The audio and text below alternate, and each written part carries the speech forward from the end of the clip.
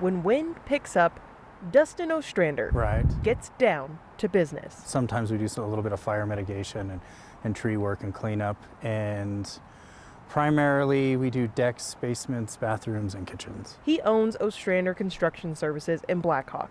He says he had multiple jobs last week related to high damaging winds. We had a customer who had a tree go through her master bedroom window.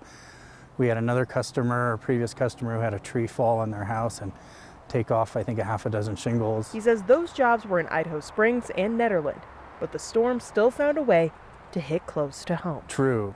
We had a tree that blew over on one of the cars that we had here for another project that we were going to build here this month, but nature had a different outcome. And that tree is still on that car. It is still on there because I haven't had time to get it off. I've been dealing with everyone else's stuff. So Ostrander says more extreme wind in the forecast has him on alert.